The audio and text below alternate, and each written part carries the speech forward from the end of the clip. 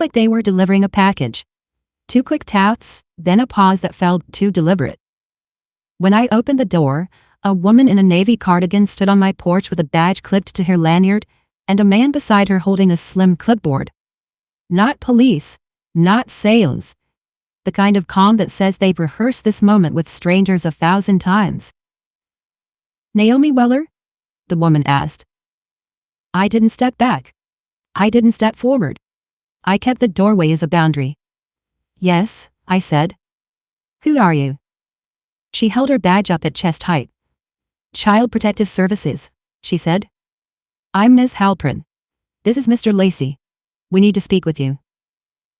The words hit the air and immediately changed the neighborhood. I felt it before I saw it, the quiet shifting, the curtains moving. Across the street, my mother stood on the sidewalk with her arms folded, watching my porch like she'd bought a ticket. She didn't look confused, she didn't look worried. She looked satisfied. A window blind twitched in the house next door. Another neighbor cracked the front door and pretended to check the weather.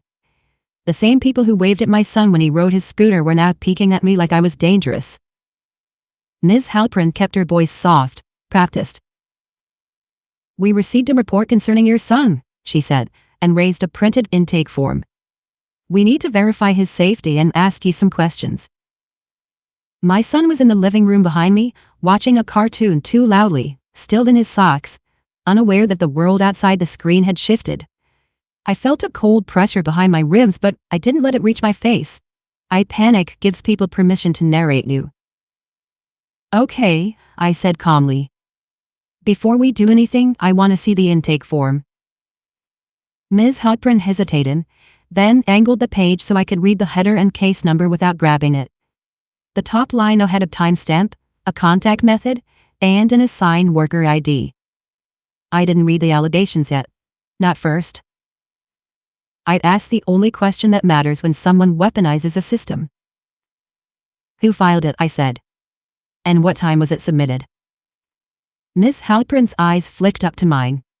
The way she looked at me changed just a fraction, like she was surprised I wasn't begging or yelling. "We don't always disclose reporters," she said carefully. "I'm not asking you to violate policy," I replied. "I'm asking what's written on your intake line. The time and the reporter type? That's part of the record." Behind her, Mr. Lacey shifted his weight, scanning my porch and the street like he was quietly counting witnesses. Ms. Halpern looked down at the paper again, then at a tablet in her hand. She tapped, scrolled once, and her mouth tightened. My mother across the street didn't move. She just watched the same way she used to watch me open my report cards, waiting to see if I'd finally fail in public. Ms. Halpern exhaled slowly and lowered her voice. "The report was submitted today," she said. 2 hours ago."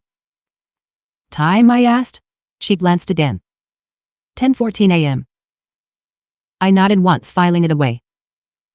"And the reporter?" She didn't answer right away. She looked at the screen again, then went still. Not dramatic. Just quiet. Like a person realizing the story they were handed has a familiar smell. "Mr. Lacey leaned in slightly. "What is it?" he murmured to her. Ms. Halpern's eyes stayed on her tablet. Then she looked up at me and her tone dropped into something that felt almost human. "You're not going to like this," she said. I kept my voice even. "I'm already not liking it." She hesitated, then turned the tablet slightly so only I could see the intake summary line at the top. The content below was blurred by motion and angled, but the reporter field was clear. It wasn't anonymous. It wasn't mandated reporter. It was a full name. A name I'd spent years trying not to react to. My mother's. I didn't flinch. I didn't look across the street. I didn't give her the reward of watching me break. I looked at Ms. Halpern and said, "I want that noted. That this report came from her." "It's already in the record," Ms. Halpern said quietly. But yes, I'll note your statement." I nodded, calm on the outside, cold on the inside. Because now I knew exactly what this was. My mother didn't want my son taken. My mother wanted me marked. She wanted a government folder with my name on it so she could point at it forever, so she could say, "See? Even Child Services agrees there's something wrong with her." Ms. Halpern lifted the intake form again.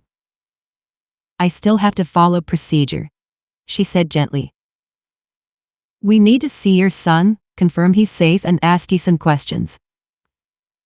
"I understand," I said, "and I'm going to cooperate, but I want everything documented." Mr. Lacey nodded slightly like he respected the sentence. I stepped aside and opened the door wider. "Come in," I said. "He's in the living room." As they entered, my son's cartoon voices filled the space, bright and oblivious. Ms. Halpern softened her face and crouched slightly to put herself at a less threatening level when he looked over. "Hey there," she said. "What's your name?" My son glanced at her, then at me for cues. I gave him a small nod. He answered. She asked simple questions. He answered again. He didn't look scared. He didn't look rehearsed. He looked like a kid who had no idea his grandmother was standing across the street trying to turn his home into a crime scene. Ms. Halpern stood and turned back to me. "Can we talk at the kitchen table?" she asked. "Yes," I said, and led her there. I didn't offer coffee. I didn't offer water. This wasn't hospitality. This was evidence. I sat with my hands folded on the table, phone face down beside them, not recording openly but ready.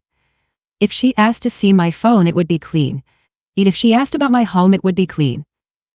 If she asked about school, appointments, food, bedtime routines, I had receipts, calendars, messages. Because my mother's favorite lie was always the one that sounds like concern. Ms. Halpern began. "The report states there are concerns about supervision and—" Before we go into the allegations, I interrupted gently. "I want to confirm the basics for the record. You said it was filed at 10:14 a.m. today by my mother. Is this the first report associated with my address?" Ms. Halpern blinked again. That same micro-surprise. She tapped her tablet. "There is a prior contact," she said slowly.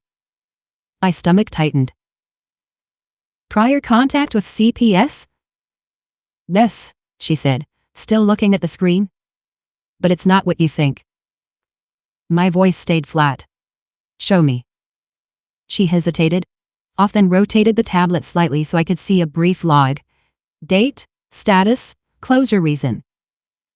The earlier contact had been marked information only, no visit, closed quickly. And the reporter name on that one, filed months ago, was the same. My mother. Ms. Halpern's eyes met mine.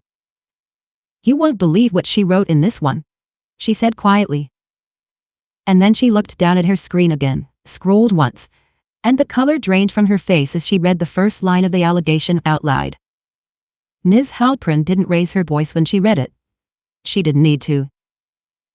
"The reporter states," she said, eyes on her tablet, "that your son has been left unsupervised for extended periods, that there are unknown men in and out of the house, and that there may be substance use in the home."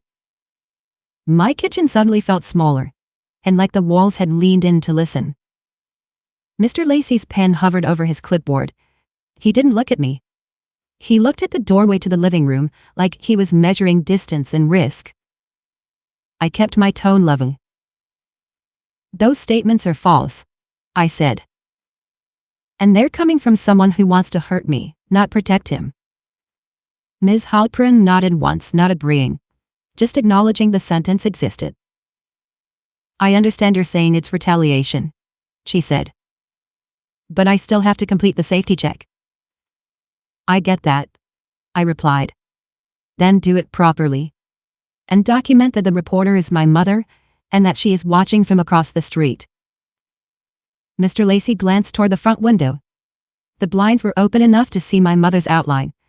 Arms still folded, posture still proud. Ms. Halpern's jaw tightened slightly, had the first sign she wasn't enjoying this either. "Okay," she said. "We'll start with the home environment. Then I need to speak with your son privately for a few minutes." My chest tightened at the word privately, but I didn't fight it. Fighting procedure makes you look like you're hiding something.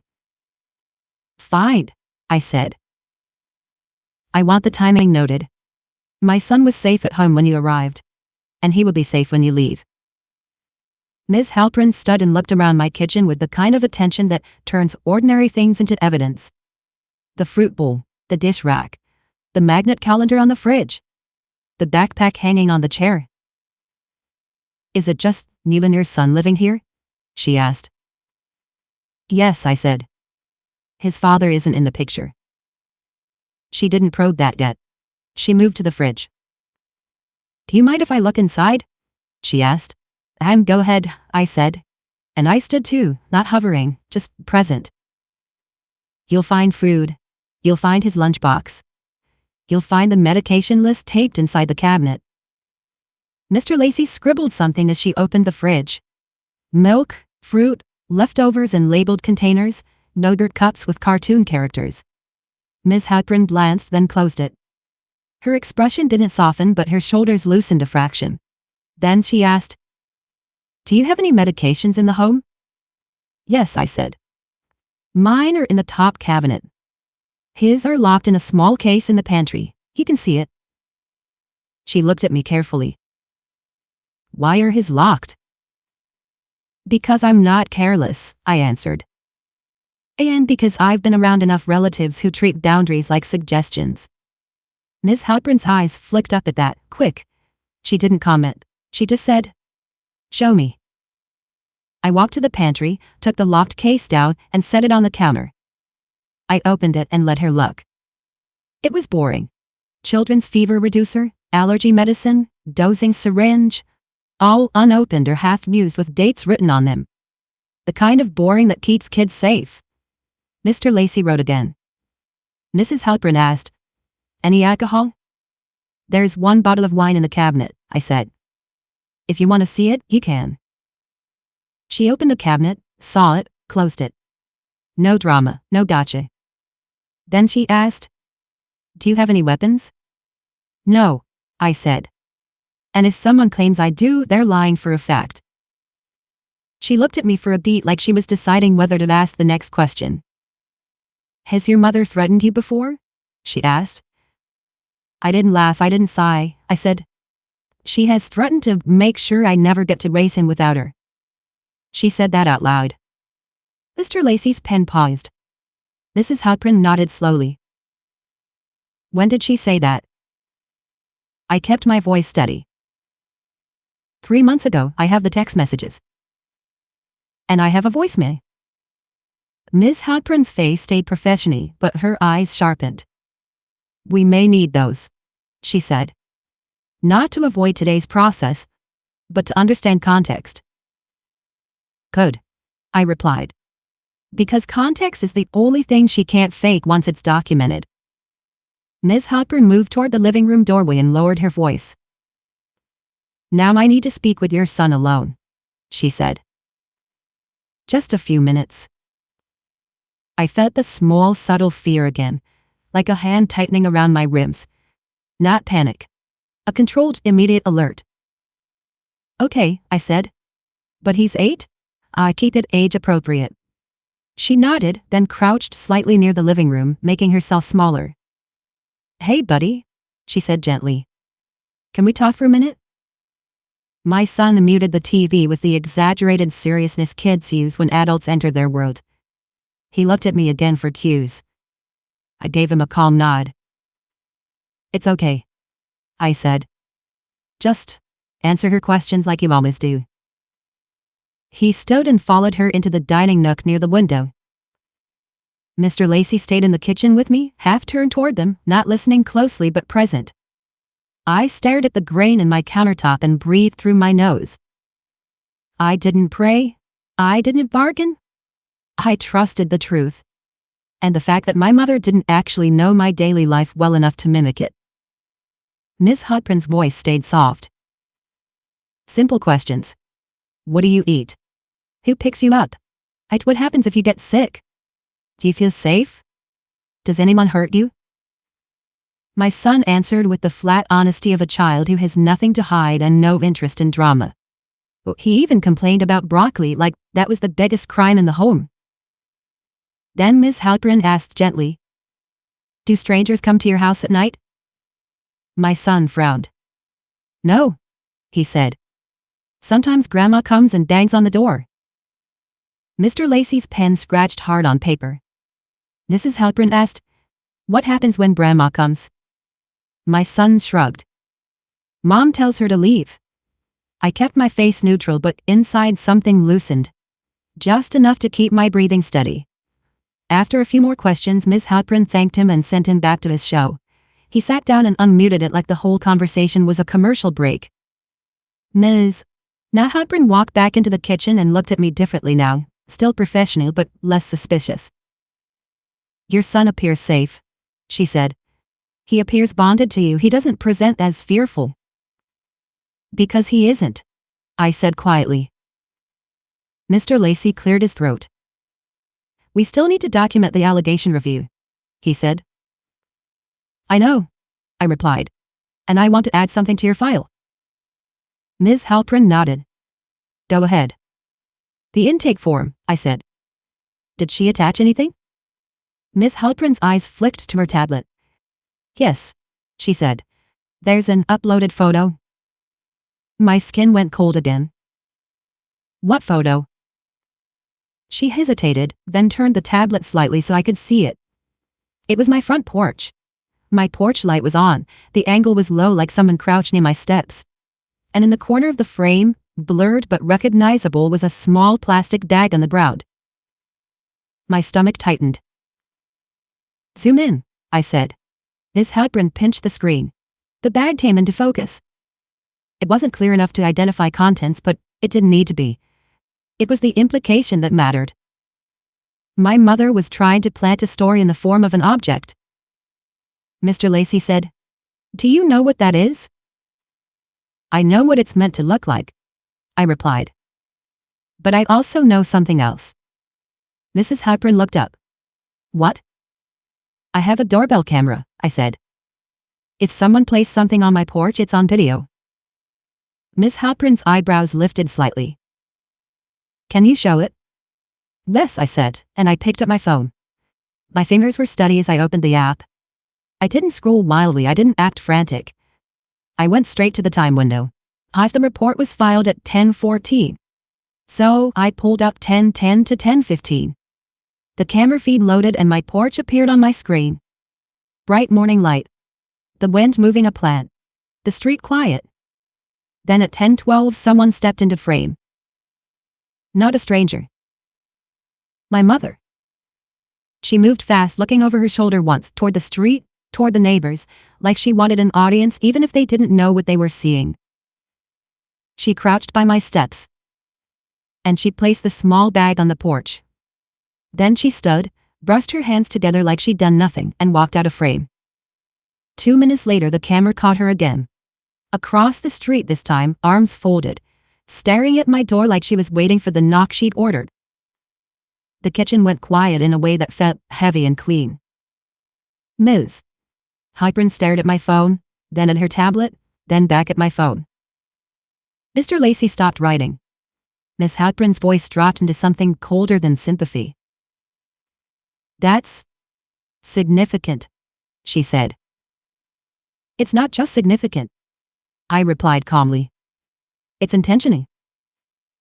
Ms. Halpern swallowed once, then asked, "Can you send that clip to me?" "I can," I said. "But I want it noted that she staged evidence before filing." Mr. Lacey finally looked up fully. "Ma'am," he said, and his tone had shifted. "This changes the context of the report." I didn't look out the window. I didn't give my mother the satisfaction of seeing me turn toward her. I kept my eyes on Ms. Halpern and asked the next question that mattered. "What happens now," I said, "when the reporter is caught planting evidence on camera?" Ms. Halpern stared at the video again, and then said quietly, "Now we have to treat this as a malicious report, and we have to contact our supervisor immediately." Ms. Halpern didn't step away to make a quick call. She stayed at my kitchen table, put her tablet on the counter, and called her supervisor on speaker like she wanted the words recorded in the air. "Supervisor Lang?" she said when the line connected. "I'm on a home visit for Naomi Weller. Reporter is the child's maternal grandmother. We have doorbell footage showing the reporter placing an item on the porch 2 minutes before filing the intake. There was a short pause on the other end. Just long enough for me to picture someone's expression changing in an office somewhere. "Send me the clip," Supervisor Lang said, voice tight and controlled. "And do not leave the residence until you've documented the C." Halpern looked at me. "Can you export the video?" she asked. "Yes," I said. And I did it without fumbling. I emailed the clip to the address she dictated, attached the time-stamped still frame, and included the exact filing time from the intake line. Mr. Lacey wrote like his pen was trying to outrun the truth. Supervisor Lang's voice came through again. "Ms. Weller?" she said to me. "Are you saying your mother filed this report maliciously?" "Yes," I replied. "And I'm saying she staged evidence on my porch before doing it." "And she's currently outside?" Lang asked. I didn't look out the window. "Across the street?" I said. "Watching." Ms. Halpern added, "Neighbors are observing. There's a crowd effect." Supervisor Lang exhaled slowly. "Okay," she said. "Here's what happens. You continue the safety check, which you've done. You document the staged evidence and the footage. Then you exit professionally.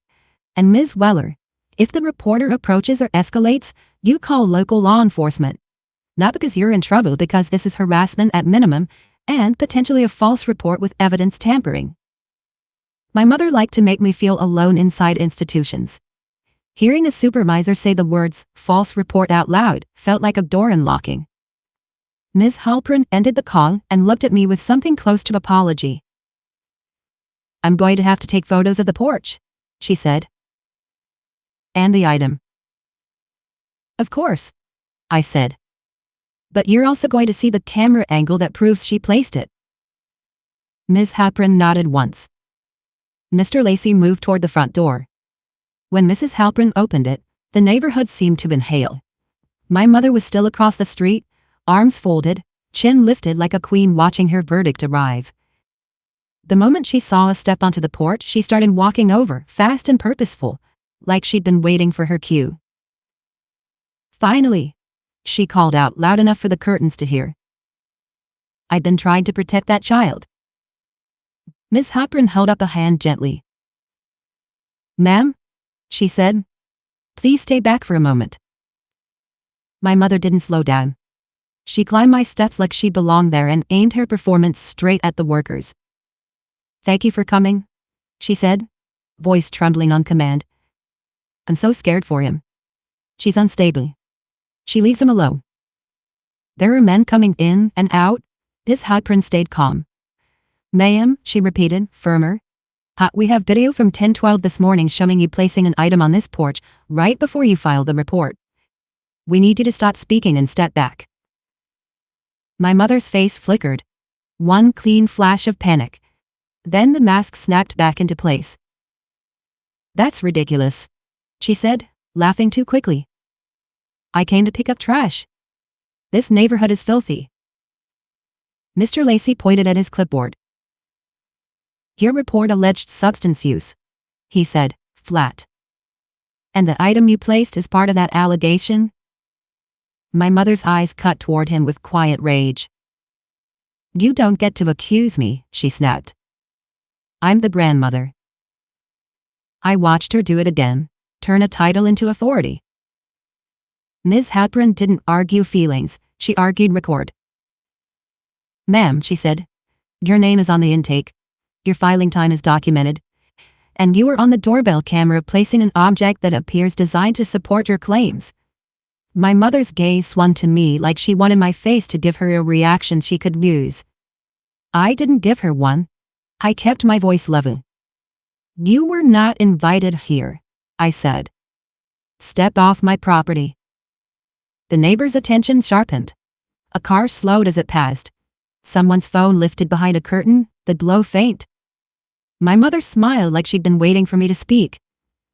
"Hear that?" she called out, turning slightly so the street could hear. Cold, no emotion. That's how she is with him too. Ms. Halpern's tone cut in, calm and controlled. Ma'am, we are not taking your commentary, she said. We are documenting behavior. My mother's jaw tightened.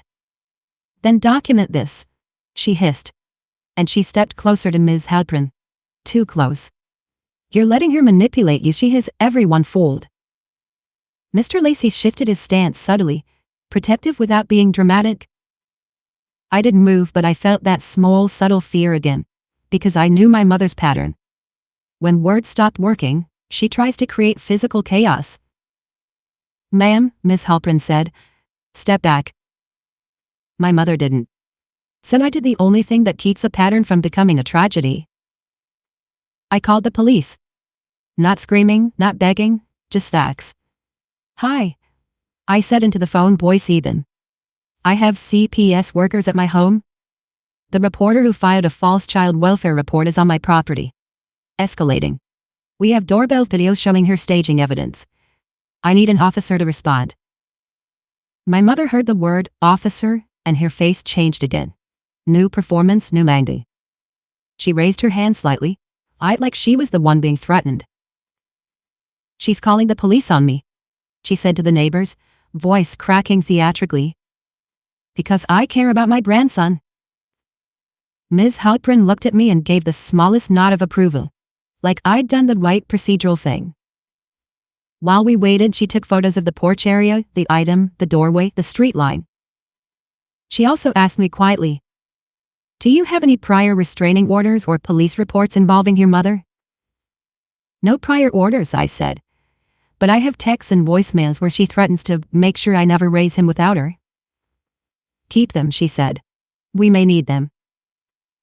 My mother kept talking the entire time, getting louder as minutes passed, trying to bait me into yelling so she could point and say, see? I stayed quiet. Because my silence was no longer empty. It was filled with timestamps. When the patrol car finally turned onto my street, my mother's posture stiffened like she'd just realized the audience wasn't enough to protect her. The officer approached with calm steps, hand nowhere near his weapon, body camera centered on his chest. What's going on? He asked. Ms. Halprin spoke first. Officer, I'm CPS. We're completing a visit. The reporter is here escalating and we have video that may indicate staging, she said. We need to keep this controlled. My mother tried to jump in immediately. Officer, thank God, she said.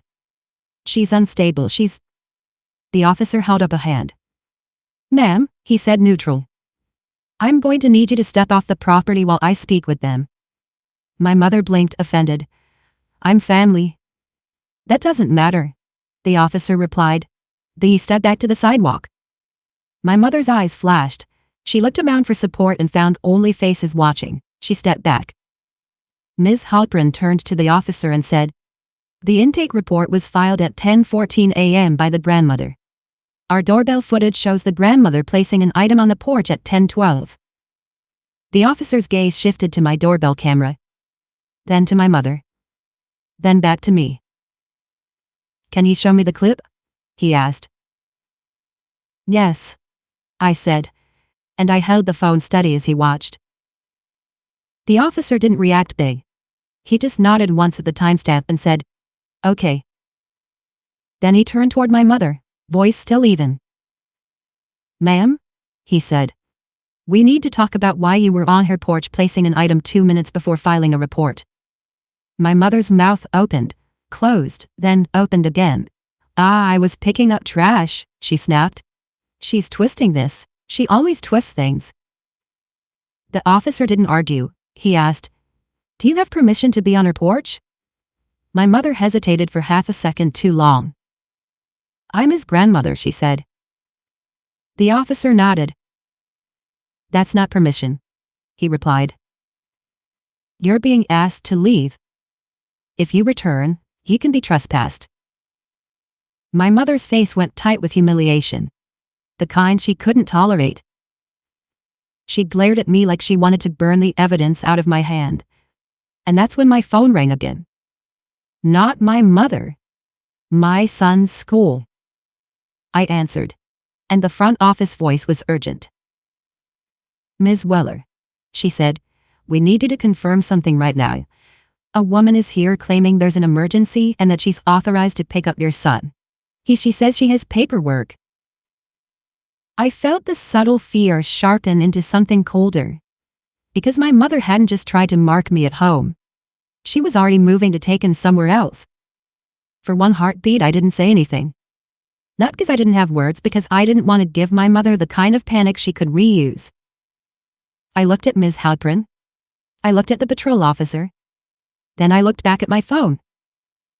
Do not release my son, I said into the coal, voice steady. Put him in the main office with a staff member. Lock the front doors. I'm coming now. The front office sounded tense. She's saying she has paperwork, the woman said. She keeps repeating child services like it's a magic phrase. Ask her for ID, I replied. Ask her to sign the visitor log. And tell her you're calling law enforcement. She's refusing to leave, the woman whispered. Then do not let her pass the counter, I said. If she raises her voice, tell her the call is being documented. I ended the call and turned to the officer. That's my son's school, I said. My mother is there trying to pick him up.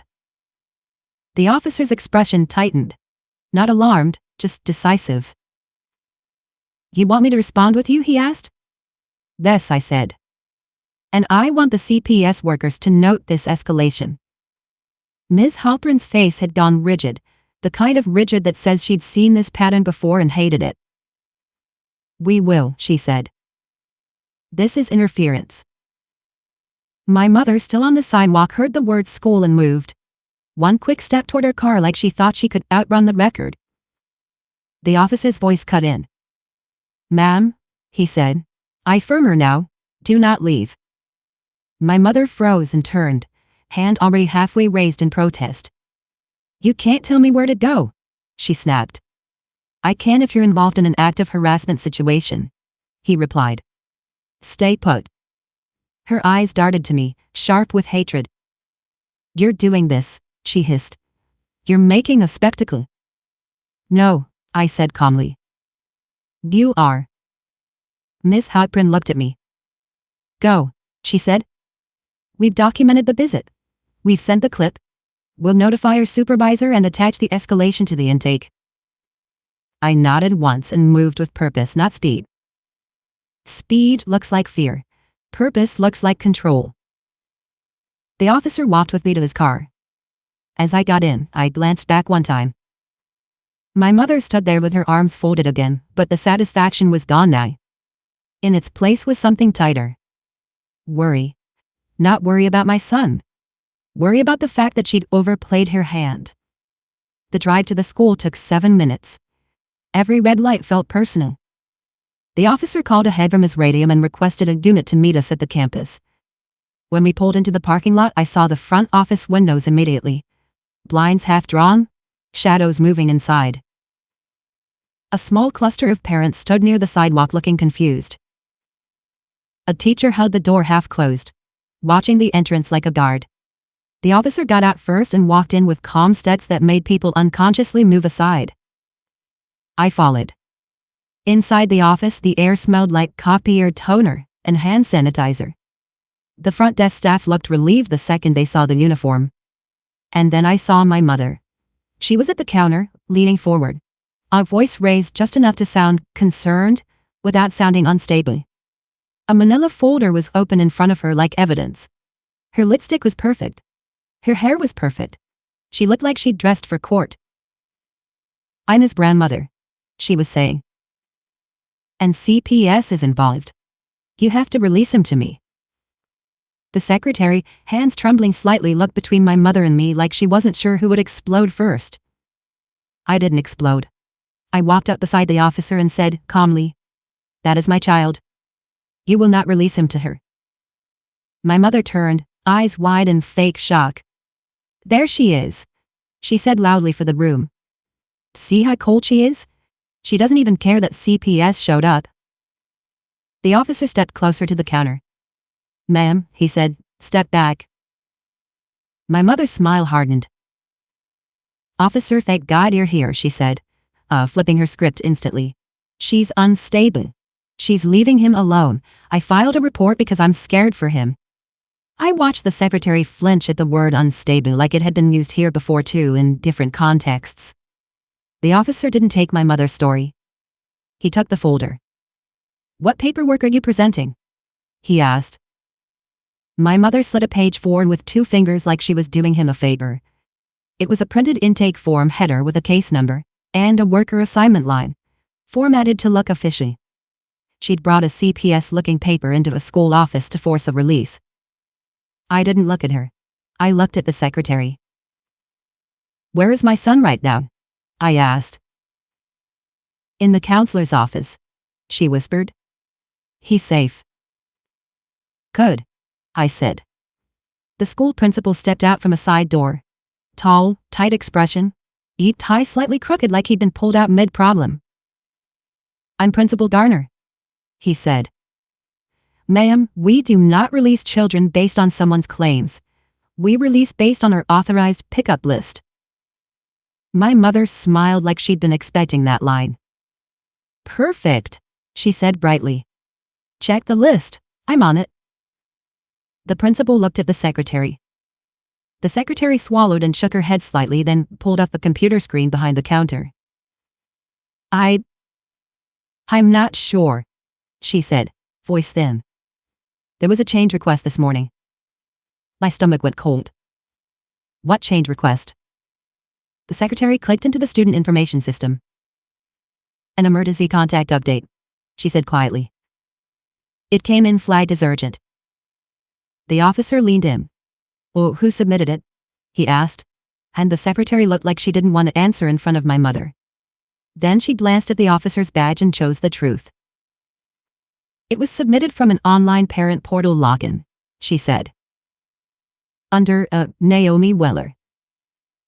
My mother's face didn't change. But her eyes did. Just a flicker. Because she hadn't expected them to say my name, I kept my voice flat. "I did not submit anything today," I said. My mother cut in immediately. "She's lying," she snapped. "She's embarrassed. She's always embarrassed." The principal held up a hand. "Ma'am," he said. "Stop. We're verifying."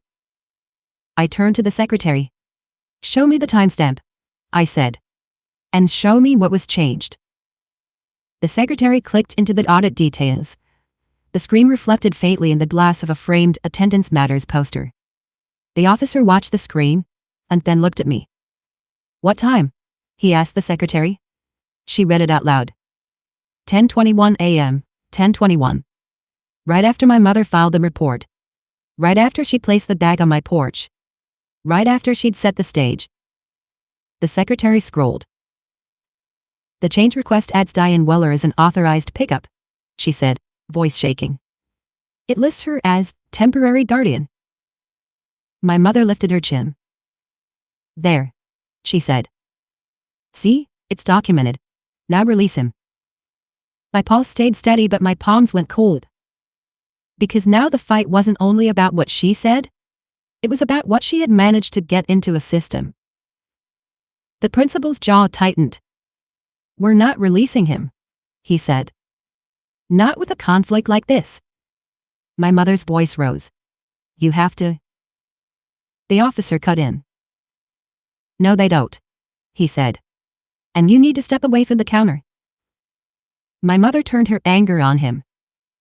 "This is discrimination," she hissed. "She's weaponizing the police against family." The officer's expression didn't change. "You are trying to take a child from a school using disputed paperwork," he said. "Step back." My mother's lips trembled, but she complied. One slow step, then another. Eyes burning into me like she could still force me to react. The principal looked at the secretary. "Pull the login history," he said. "Now. IP address. Device. Anything." The secretary's fingers moved fast. She clicked into a log window and froze. Her face went pale. "What is it?" the principal asked. She swallowed. "The login didn't come from her usual device," she said. "It came from a new device, and it used a password reset." My throat tightened. "A reset request?" I asked. The secretary nodded. Yes, it says the reset was processed through email. I felt my chest go cold and clear. Which email? I asked. The secretary hesitated, then looked at the officer like she needed permission to say it. The officer nodded once. Say it, he said. The secretary read the line in the screen, voice small. The password reset confirmation was sent to an email address that is not on file for Ms. Weller, she said. It was sent to Diane.Weller at... My mother's head snapped toward the screen. The principal went still, and the officer's tone shifted into something sharper than procedure. Ma'am, he said to my mother. Did you intercept your daughter's school portal access? My mother opened her mouth, but nothing came out clean. Her eyes darted, searching for a new story. Hey, the principal turned the monitor slightly and said, Officer, there's more. The reset request includes a source note that doesn't come from our system. He clicked once and a small detail pane appeared. Technical, boring, devastating. The principal read it, then looked up at me with a tight expression. This reset wasn't initiated through our normal portal, he said quietly. It was initiated through a back-end admin link that only district staff can access. For a moment, the office felt like it had lost oxygen. A back-end admin link? Not something a normal parent could reach, not something you stumble into, not something you guess. The principal's eyes stayed on the screen. This is district level, he said, voice tight. Someone with internal access initiated it. My mother recovered first, she always did. In her face brightened into outrage like it was a protective coating. This is ridiculous, she snapped. You're all letting her spin fantasies. She's unstable.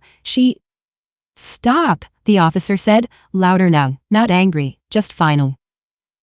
My son's counselor stepped into the office doorway at that moment. My son behind her, small shoulders tense, eyes darting between adults. Mom?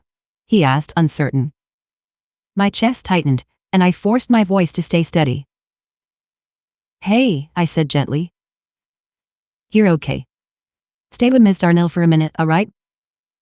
He nodded, clutching his hoodie. The counselor guided him back out, door closing softly. The principal turned to the secretary. Pull the district reset audit trail, he said. If this was back-end, there's a ticket, or an admin log.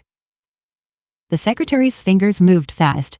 She clicked into a deeper menu, the kind of menu schools don't show parents. Another screen opened with a list of entries. Time, action, staff account, and a short note. She froze again.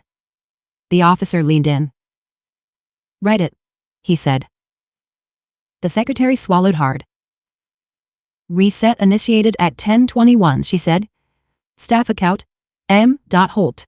District Family Services. Family Services.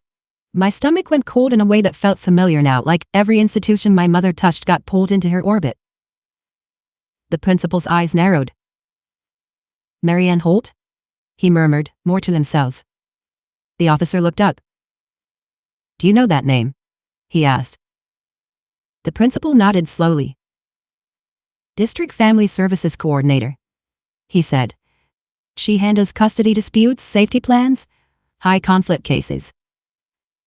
High conflict, my mother's favorite category, and the one where she could pretend she was a hero and everyone else was a risk. The officer's gaze shifted to my mother. So, he said evenly, a district staff account initiated a reset that allowed your name to be added as authorized pickup. My mother lifted her chin like she'd been waiting for this moment. Finally, she said. Someone competent understands what I've been saying. I didn't look at her. I looked at the principal. Can you call Marianne Holt? I said calmly. And ask why she accessed my child's records? The principal hesitated for half a second, the normal instinct to protect colleagues. Then he saw the officer's presence and the child factor, and that instinct died. He picked up his phone and dialed. We waited in tight silence as the line rang. My mother smiled faintly like she thought this phone call would crown her. Marianne answered on speaker. Marianne Holt, she said. Principal Garner didn't waste time. "Marianne, this is Garner at Maplewood Elementary," he said. "We have Naomi Weller in the office with an officer. There was a back-end password reset on her portal at 10:21 this morning from your staff account. It added Diane Weller as authorized pickup." "Explain." There was a pause. Not confusion. Calculation. Then Marianne said, "I received an urgent call from a concerned grandparent regarding immediate child safety. I facilitated a temporary update, pending verification." The officer's tone stayed flat. "Ma'am," he said, "did you verify with a legal parent before initiating access changes?" Another pause. "No," Marianne admitted, voice stiff. "It was urgent." The principal's jaw tightened. "We don't bypass parental verification," he said. "Not for a grandparent." Marianne's voice cooled. "I acted in the child's best interest. I kept my voice quiet but steady." "You acted based on my mother's narrative," I said. "And she filed a CPS report this morning that included staged evidence." Marianne didn't respond to me directly. She responded like a bureaucrat protecting a decision.